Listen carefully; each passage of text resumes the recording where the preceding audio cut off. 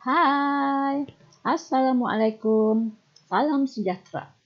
Ya, saya Cikgu Suri.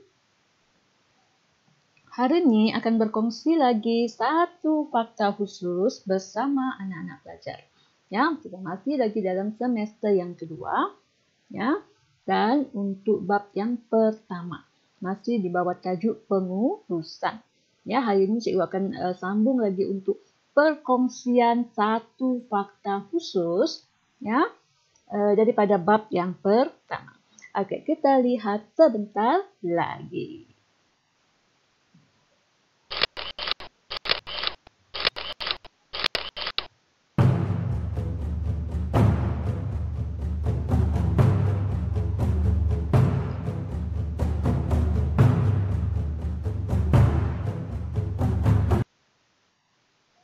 Okey, anak-anak pelajar, apa yang akan cikgu kongsikan untuk hari ini? Okey. Fakta khusus yang akan cikgu kongsikan pada hari ini ialah ya, kita masih lagi di bawah pendekatan klasikal ya. Cuma untuk hari ini cikgu akan kongsikan untuk teori pengurusan yang kedua ya dalam pendekatan klasikal iaitu pengurusan pentadbiran. Okay, kalau anak-anak pelajar lihat di sini, pengurusan pentadbiran ini menekankan ya bagaimana pengurus mengurus organisasi. Ya, di sini kita ada beberapa orang pelopor iaitu Henry Fayol. Ya, Henry Fayol merupakan bapa pengurusan ya, yang mana dia melihat pengurusan itu sebagai satu proses, ya.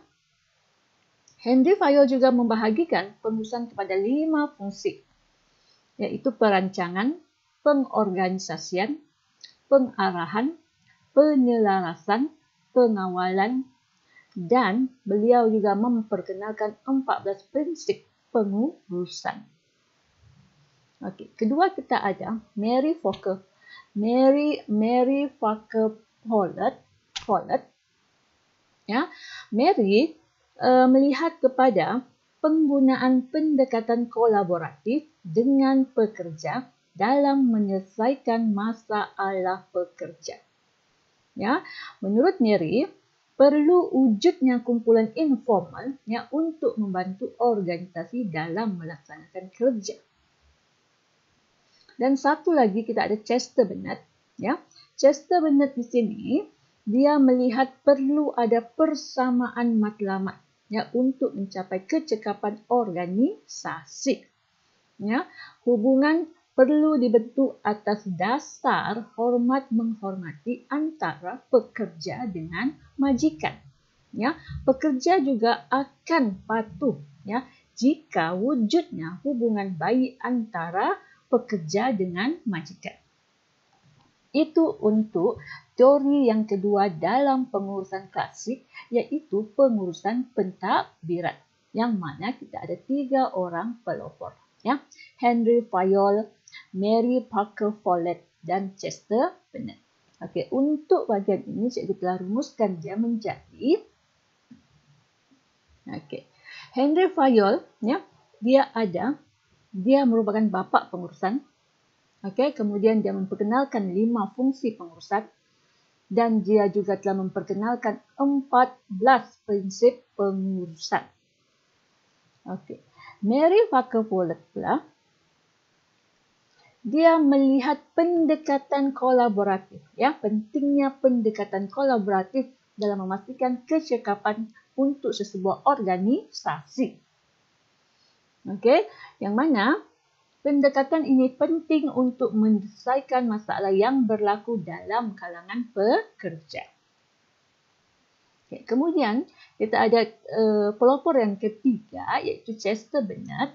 Ya, Chester Bennett melihat kepada persamaan matlamat ya untuk memastikan kecekapan dalam pengurusan organisasi. Ya, yang mana perlu adanya dasar hormat menghormati antara pekerja dengan majikan dan perlu juga wujud hubungan yang baik antara pekerja dengan majikan dalam sesebuah organisasi. Itu untuk pengurusan pentadbiran bagi teori yang terdapat dalam pendekatan klasikal yang kedua. Okay. Jadi anak-anak pelajar, cikgu harap anak-anak pelajar ya boleh mengingati ya pelopor-pelopor untuk teori pengurusan pentadbiran ini. Ya, tidak ada 3 orang, Henry Fayol, Mary Parker Follett dan Chester Bernard. Okey. Jadi itu sahaja perkongsian cikgu untuk kali ini. Ya, cikgu harapkan anak-anak pelajar teruslah menonton video cikgu untuk mendapatkan maklumat seterusnya. Okey, jumpa lagi untuk perkongsian pada masa akan datang. Ya, dengan lebih banyak lagi perkongsian tentang fakta-fakta khusus untuk semester kedua ini. Okey, sekian dan terima kasih. Bye.